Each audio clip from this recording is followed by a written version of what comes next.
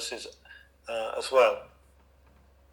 So the lectures that I'm re-recording will have part of the original Frontiers of Virology course, but they will be modified to account for the present pandemic.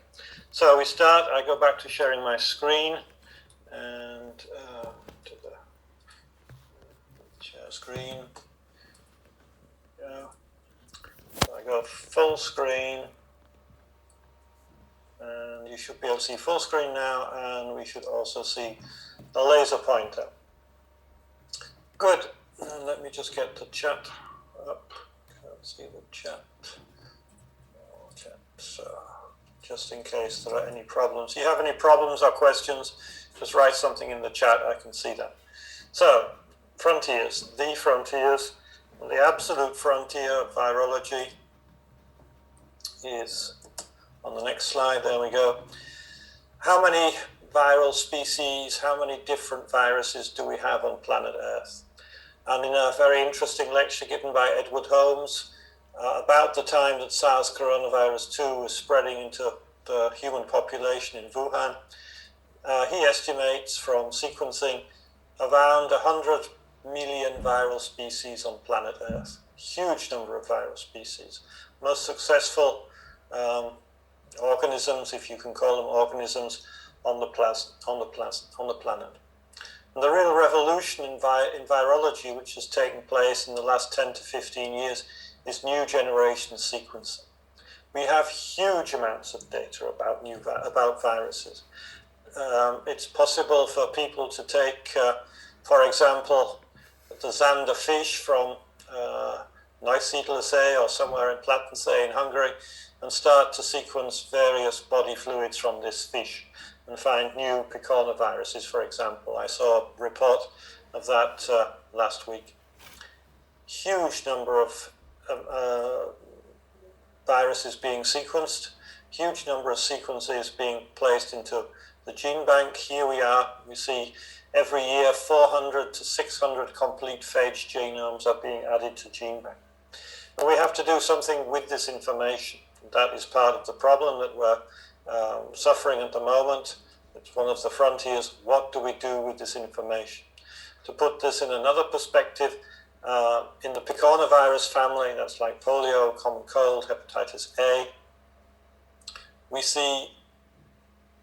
have seen the number of genera, that's the division after the family picornavirus, rise from 4 in 1993 to over 60 in 2021. That's just the genera. That's a grouping of viruses within the family.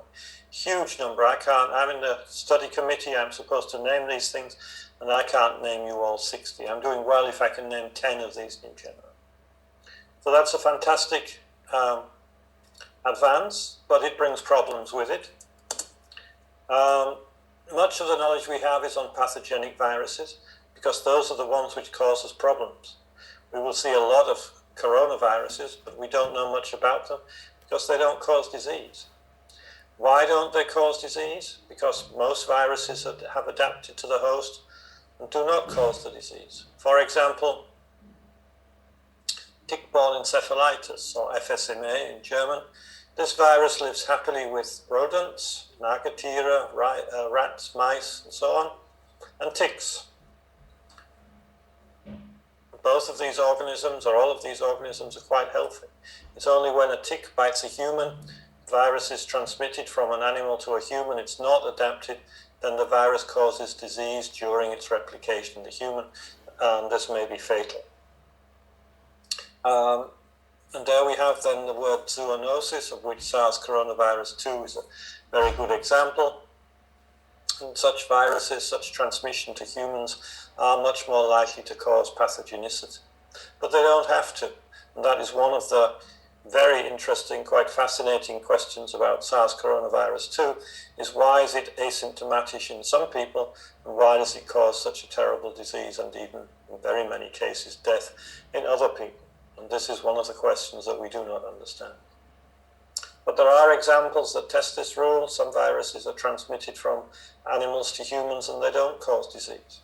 Some viruses transmitted to humans and they don't cause epidemics or pandemics.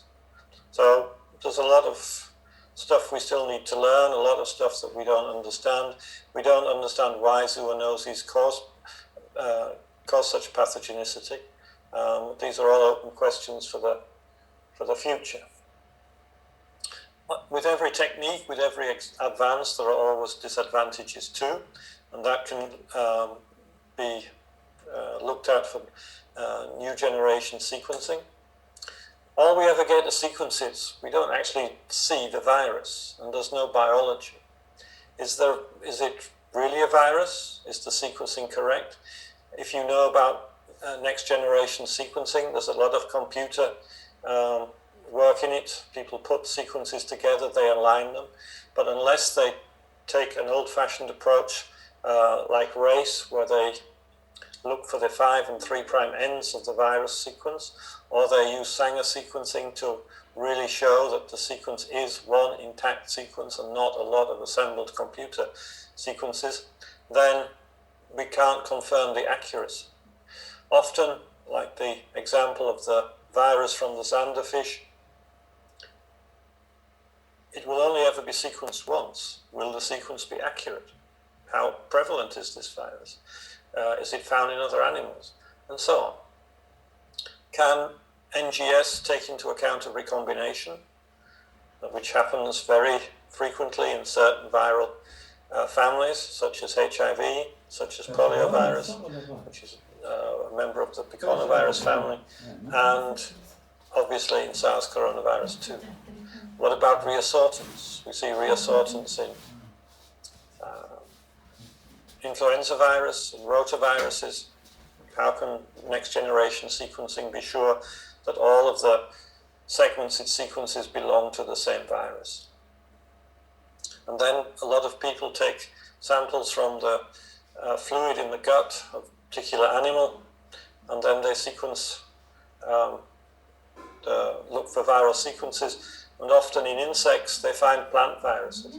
But is that virus really a virus of the insect, or is it coming from the nutritional source of that insect? So is that virus, if it really exists, really infecting the animal or not? So these are all things which we have to think about at the frontiers. We have some emerging frontiers to look in this lecture. And I will start with Ebola virus, because this virus is not going away. It's still causing problems in Africa, and we will see why. I want to briefly mention the situation with the SARS coronavirus from 2003, because most of you belong to a generation which doesn't remember that. We'll have a little look at MERS coronavirus, which was a sort of test by the viral community to see what it could do, and then we'll have some up-to-date information about SARS coronavirus 2, and then we'll leave these frontiers and go on to quasi-species, which are very important in looking at viruses and viral evolution. So we start with Ebola, and this is the Ebola outbreak in 2014-2015 in West Africa.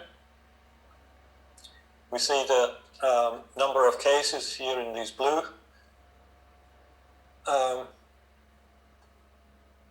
In these blue spots. I have a question in the chat which says that not all coronaviruses can cause disease. No, that's correct. Most of the human coronaviruses cause very mild disease, if at all. Up till 2003, it was thought that coronaviruses did not cause disease in humans. But on the other hand, we will see many bat viruses, many coronaviruses from bats. Whether they can cause disease in humans is a good question. Nobody's really knows. But we'll come to that later. So here we have the outbreaks of a number of cases of Ebola virus in these West African countries in 2014, 2015. And the key things about this were, where did this origin come from? It arose around this area here, between Sierra Leone and Liberia, and unfortunately the virus was carried in this direction by one person and to the south by a second person. The outbreak was so devastating because nobody expected Ebola. So by the time people had worked out that it was Ebola, the virus had already taken